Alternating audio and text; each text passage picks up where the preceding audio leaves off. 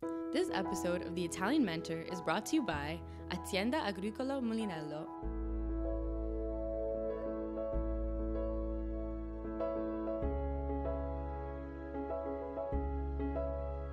And Tenute Gigliotto.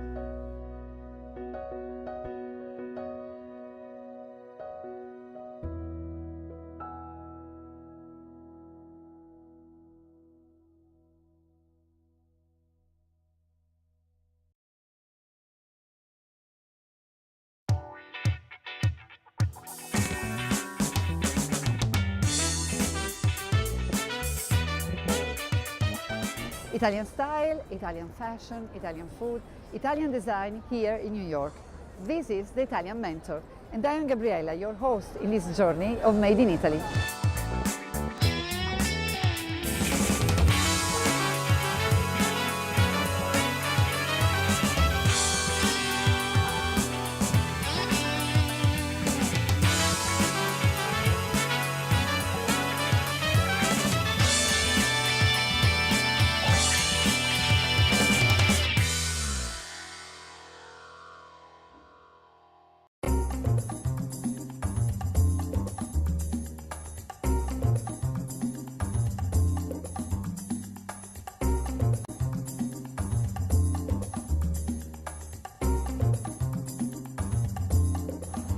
Today we are going to discuss a very important topic, wine. Because let's face it, if it wasn't so important, Jesus would have not have dedicated to it his first miracle, right? And we're not going to discuss about any kind of wine, but only about Prosecco, world's favorite sparkling wine, which stands as a true symbol of Italian elegance and flair.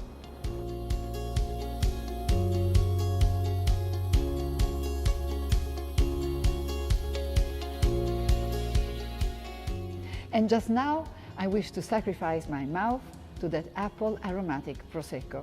This was said by Aureliano Acanti, a Venetian poet, in one of his poems in 1754, and that is the first time in which Prosecco was ever mentioned. Today we are here with sommelier Sarah Tracy, welcome Sarah, who will tell us more about it. Yes, so Gabriella, you are correct. It was 1754 where there was the first mention of Prosecco, but it goes back far further than that. It has its roots in the Roman Empire, actually. It was called Puccino at that time. The name Prosecco comes from the small town in the karst hills above Trieste, where they were making this wine. But the Prosecco that we know today didn't actually become produced until the late 19th century. And can you tell us the differences between normal wine and Prosecco more deeply? Well, Prosecco is probably one of the most widely known Italian wines in the US right now. And 20% of all Prosecco is being exported here in the US. 20%? So, yes. So Americans are drinking more and more Prosecco, and actually Prosecco is selling more than champagne now for the first time in history. And if you were to say, what would be the differences between Prosecco and Champagne? There's a lot of differences there. Prosecco is not just a lower level of champagne, it's completely different wine. So the first difference is that the grape variety is different. So champagne is made with Chardonnay, Pinot Noir, Pinot Meunier grapes, and Prosecco is made with the Glera grape. Only Glera. Only Glera. It can have about 15% of other grapes blended in, but 85% of it has to be Glera. The second difference is the location. So champagne can only be produced in the Champagne region of France. Prosecco is produced in Italy. And there are 9 commonwealths that go into the larger Prosecco zone. So if it's not being produced within that region, within the zone of Prosecco, it can't be called Prosecco. So we know that its unique flavor can be attributed to the Glera grape, a native variety from northeast Italy. Can you tell us about the vinification process? Yes, so Prosecco is made in something called the Charmat method. So really quick chemistry lesson, when you ferment grape juice into wine, you have 2 byproducts. You have alcohol and you have carbon dioxide. Every sparkling wine gets fermented first into a still wine, and then second inside a pressurized container. So in this case of Prosecco, it's fermented inside a large tank, and for that second fermentation, Instead of the carbon dioxide kind of escaping out into the atmosphere, it gets trapped inside the wine, and that's where those delicious bubbles come from.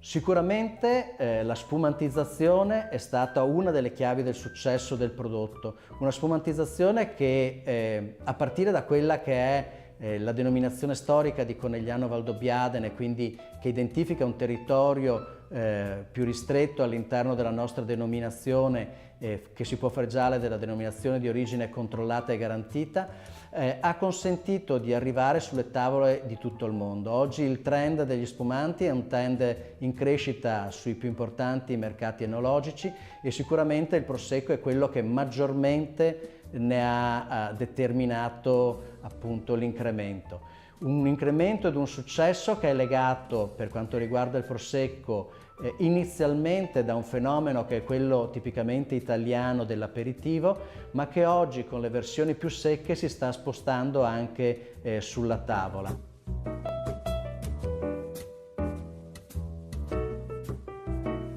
Oggi molto spesso ci troviamo anche a dover spiegare perché il consumatore trova sullo scaffale diverse denominazioni. Nel 2009, con l'introduzione della DOC Prosecco sulle 9 province del Veneto e del Friuli Venezia Giulia, sono state identificate 2 aree di OCG che corrispondono a quella del Conegliano Valdobbiadene Prosecco e dell'Asolo Prosecco, dove in precedenza si produceva del vino DOC e che in qualche modo hanno costituito la culla del fenomeno che noi oggi conosciamo. Oggi il nostro impegno è anche diretto a far capire sempre più al consumatore che Prosecco non è una tipologia di vino, ma è una denominazione d'origine. Quindi non è possibile chiamare Prosecco ogni vino con le bollicine e soprattutto che ogni bottiglia di Prosecco può essere commercializzata solo in vetro. Pertanto anche l'uso che molto spesso si trova del vino in keg, in box, non è Prosecco, anche se molti esercenti lo chiamano così. L'impegno del nostro sistema produttivo, oltre a garantire al consumatore un prodotto di altissima qualità, è anche diretto a garantire una sostenibilità delle nostre produzioni. Ciò vuol dire lasciare a chi vive queste terre un territorio integro e paesaggisticamente gradevole. Un lavoro che noi facciamo per il territorio, ma anche per i visitatori che hanno l'opportunità di venire a incontrare i nostri 12.000 viticoltori in un territorio di 24.000 ettari, un territorio quindi molto limitato e dove vi è ancora un rapporto molto stretto tra il viticoltore e la vigna. Oggi sempre di più il Prosecco rappresenta un'icona del Made in Italy. Se consideriamo che ogni 5 bottiglie di vino denominazione prodotte in Italia, una è di Prosecco, possiamo dire che è il vino italiano più bevuto al mondo. Per il futuro l'impegno del Consorzio è quello di comunicare sempre di più anche negli Stati Uniti i valori contenuti all'interno di una bottiglia di Prosecco, che sono valori umani, di una tradizione radicata nel tempo, di una capacità di saper fare e di un Made in Italy che tanto piace ai consumatori americani.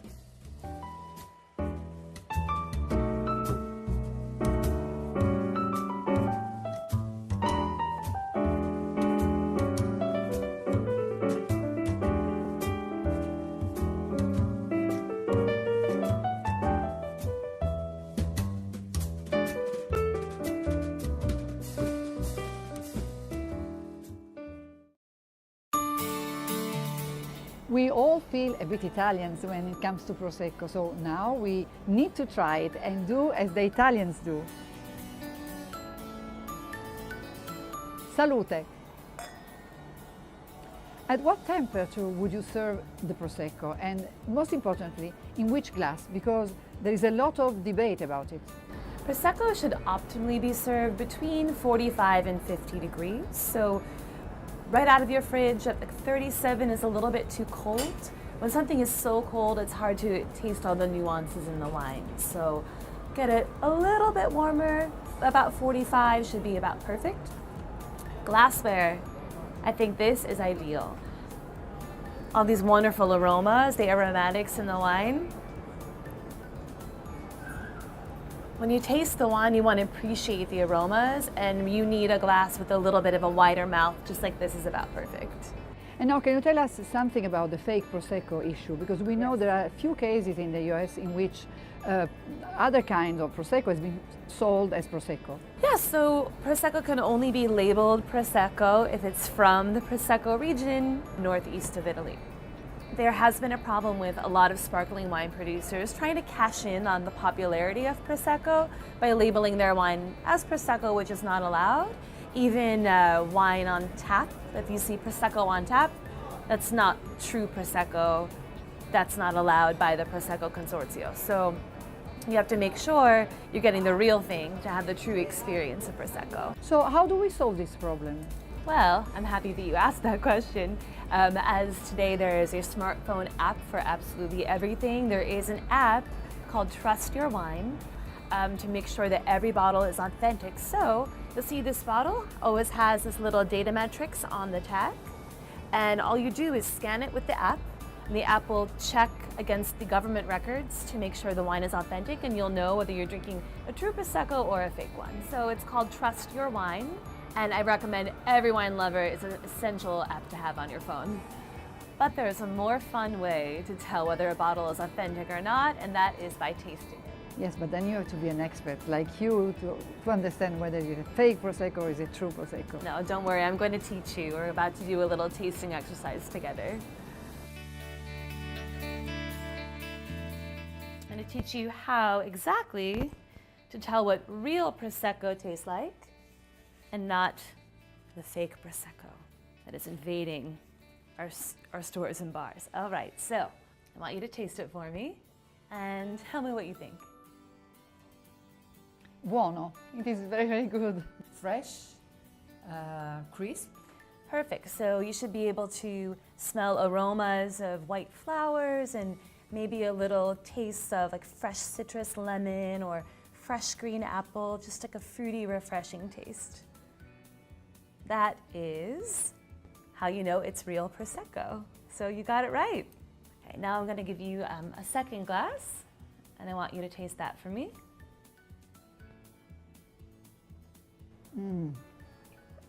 This is completely different. Yeah. Not at all the same flavor, the same taste, different. It doesn't have the crispness or lightness or elegance, right? Here is one more for you. And this is very good again. Yay, bravo. Again, fresh. You got it, Gabriella. So now you know exactly what to look for. This has one thing I think you notice if you want to taste it one more time for me is the bubbles. Like, how do the bubbles feel in your mouth if you swish the wine around a little bit? Those bubbles are just like light and lively and just fizzing bubbles around, right? Yes, yes. And yes. with the fake Prosecco, not so much, right? Now I want to see if we can recognize, because here I could recognize the bubbles, as you said. Yes. Really, you taste them. It's strange to say I feel the bubbles, but you feel the bubbles. Yeah, it's actually. a feeling in your mouth Yes, that you yes. can have. So here's a final example for you.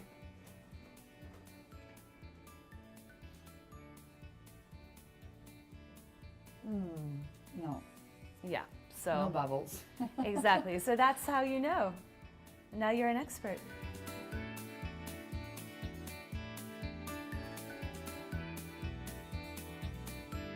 Prosecco sells immensely in the USA, and not just in the USA, but globally. Prosecco sales will outgrow all other types of sparkling wine, increasing by over 36% over the next 5 years, from 25.2 million cases to 34.4 million cases, or 412.8 million bottles, giving the Italian fizz a 9.2% share of the global sparkling wine market. But in contrast, statistics show that Champagne would show just 1% volume growth over the same period, Cava would remain stable, and Asti would drop by almost 6%. Meanwhile, other sparkling wines would rise by 2.1%. Prosecco is a brand. People now order it by name, and I think it's such an everyday luxury. You don't have to wait for a special occasion to open a bottle. And especially since it is so much lower in alcohol, you don't have to drink too much to have just a nice festive moment in your life. Just a little bit goes a long way. Everyday luxury is the perfect definition, and we should end with a toast. Salute. Salute. I love wine in general. Prosecco especially I really like. I do know Prosecco is an Italian brand. Prosecco is something I think specifically with marketing. They've done a fantastic job. So I'm in my mid-20s. I think it's amazing that people, my friends, people I know, we have Prosecco happy hours now. And now we are here with Gianfranco Sorrentino. He's the owner of some of the most prestigious Italian restaurants here in New York, from Gattopardo, which is the place where we are now, to the Leopard des Artistes and Mozzarella and Vino. So you're like the ambassador of the Italian cuisine here in New York. Can you tell us about the development of the Italian cuisine since you started here? Yes, I've been here in the United States since 1984, so almost 33 years, and I saw how the Italian cuisine developed in these years. Beginning, the Italian cuisine was made by immigrants using local products. Then was a wave of professional people from Italy, and they demand Italian products. To make Italian cuisine, you need Italian products, quality products. So also the big industry started to understand that there was a market for Italian products. Nowadays we can find everything, the best of the best, the worst of the worst, and everything that is between the best and the worst of the Italian products. Nowadays, the Italian, let's say, the problem that we are facing is not anymore the ingredients, the product, but it's the human resource. So to make Italian cuisine, you still need people that they know, they have the culture, the tradition of Italian cuisine. So I think that one of the goals of your group, the group that you founded, is just this one, to promote the authentic Italian cuisine with authentic Italian people inside the restaurant. Tell us about this group. Gruppo Italiano, Ristoratori, Importatori e Distributori, was founded in 1979. I've been president 20 years ago about, and then unfortunately died, or let's say was sleeping for a while. I took it over about 2 years ago. We refounded. We have more energy, more younger people. And as I said before, because we can find all the products now, to keep the standard, to make sure that we really produce authentic Italian cuisine, we need Italian people, not only in the back of the house, but also in front of the house, because the Italian people, they have a kind of marcia in più. They have that hospitality that you cannot teach. I can teach the service, pour on the left, take on the right, but if you don't have here the hospitality, I cannot teach it. And we found Italian people that still have it. We want to give the full package when you go in the Italian restaurant. Not only great authentic Italian food, but also great authentic Italian hospitality. I did not know that Prosecco was an Italian brand. And also I do love Prosecco, especially like an Aperol Spritz with some bitters. It's like my favorite, so. I like a drier Prosecco, but I think that as a general drink, it's what I usually order with my meals. It's remarkable really what they've done. And then it's also the drink of the millennials, is how I've been heard that it's referred to. And now we have to talk about the Prosecco. Can you tell us about the perception about it, how it has changed, the perception that the US market has towards it since it first came into the US? I think that for the American people, the Prosecco represents the Italian dolce vita. It's something that you can drink all day long, you can drink for any occasion.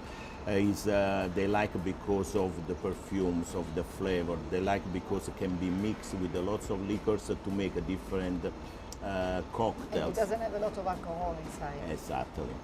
And also, I have to say that it doesn't hurt your pocket, because in 2007 and 2008, when was the crisis, the financial crisis, American people still want to have some bubbling, but they don't want to spend $100 in champagne. And the Prosecco was in the right place in the right time. It is now the most sold sparkling wine in the US, and I'm pretty sure it's going to be here to stay a long, long time. And I also see still more market to develop this drink.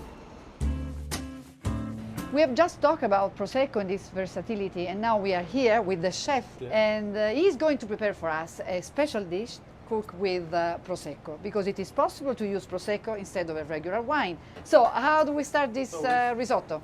First you put the butter, then you put the shallots, you saute the shallots, then the viallone nano, and then it's put the Prosecco to toast the risotto, the rice. So, and the rice, of course, is not yet cooked, it's completely... Oh, no, it's going to take about 20 minutes. 20 minutes. This is to toast the rice, okay. And then it's going to add the broth, which is a vegetable broth. And then, of course, you have to stir. Yes, that's very important. This is very important because otherwise it sticks on the... Yes, correct. After the mince, you have to add sliced green apple. Exactly. Okay. So after 10 minutes, because it takes 20 minutes, so 10 more minutes in which the apple mingles with the melt rice. And release the flavor. And why green apple? Because it's got a flavor? kind of crispy and acidity taste that match with the Prosecco. At this point, the risotto is almost ready. After almost 20 minutes. Exactly, and we're finishing and we're doing the mantecatura del risotto with the butter, Parmesan cheese, and then we more add Prosecco. And now we add the Prosecco.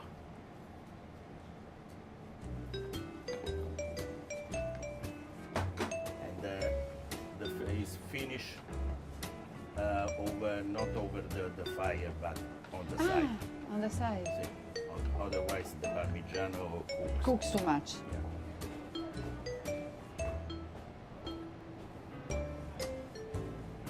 So start your new recipe with the fresh and raw branzino. She's going to put the that is branzino, which is diced, it's fresh diced at room temperature, in a bowl. Then a little parsley, little shallots, salt, olive oil,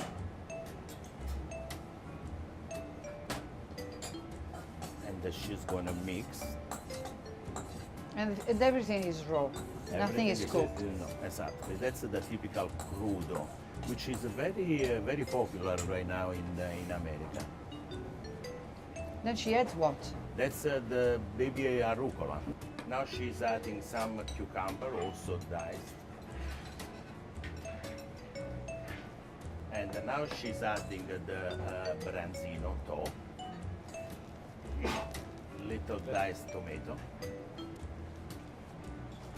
And we finish with a little touch of extra virgin olive oil. Of course, Italian. And what about Prosecco? Well, we thought that this dish is perfect sipping little cold Prosecco because of the freshness of the fish and the cucumber with the flavor of the Prosecco. Wow, that's so good. Yeah, this is really light. And even when you taste this, I still taste this one in my mouth, and they go so well together.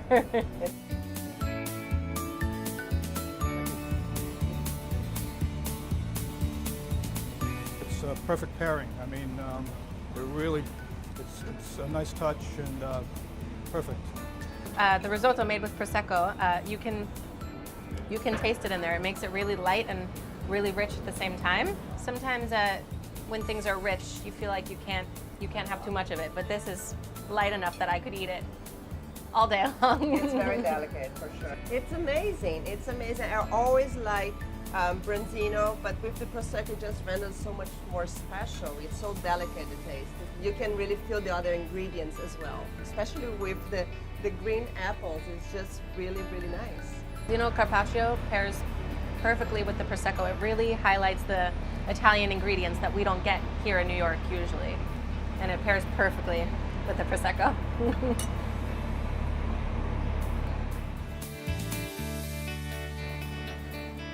We have come to the end of our episode dedicated to Prosecco, and we really have learned a lot of things about it. So now we are ready for the next step of our journey. See you and arrivederci.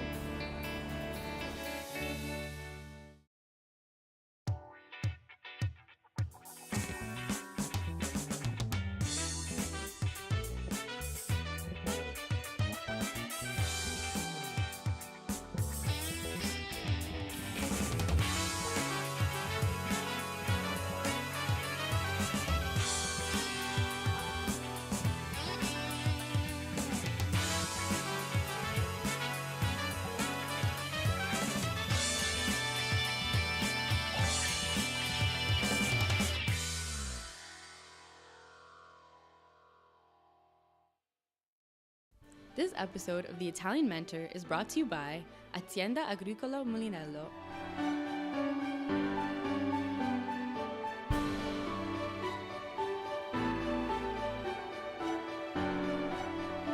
And Tenute Gigliotto.